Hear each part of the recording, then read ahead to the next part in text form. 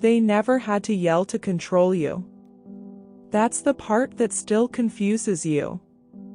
Because when people talk about manipulation, you picture anger, cruel words, explosions.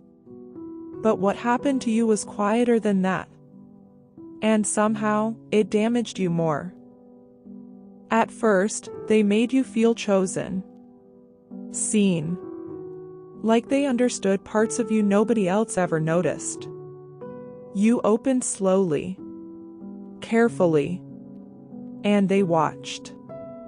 They studied you, your fears, your loneliness, your need to feel safe. Then the silence started. Not normal silence. Punishing silence. The kind that made the room feel cold. The kind that made you replay every conversation in your head trying to figure out what you did wrong. And that's how the control began. Not through violence. Through confusion. Because confusion keeps people attached. You started monitoring yourself.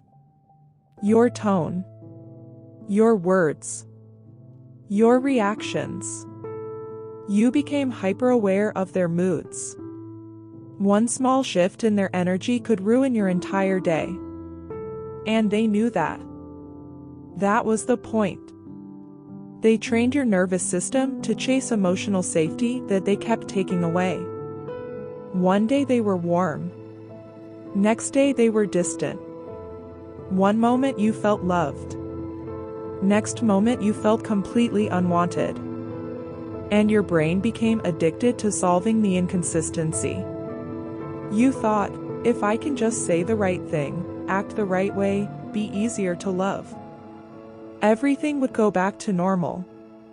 But normal never stayed long enough to hold on to. Because the silence was never accidental. It was a weapon. A way to make you panic without leaving visible bruises.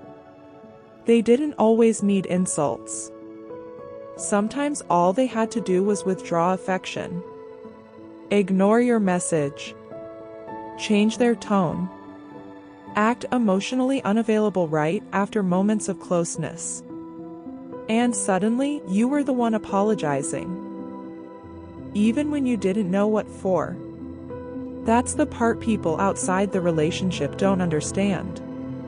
You weren't weak. You were conditioned. There's a difference. Your mind was being trained to associate love with anxiety, connection with uncertainty, attention with relief. You stopped feeling like a person. You became emotional radar. Always scanning. Always adjusting. Always trying to prevent the next withdrawal. And the terrifying part is, they often looked calm while doing it. That's why you doubted yourself. Because abuse is easier to recognize when it's loud. But narcissistic control is often quiet, subtle, psychological.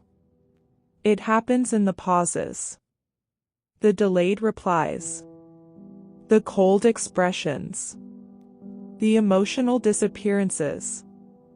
They make you feel alone while standing right beside you.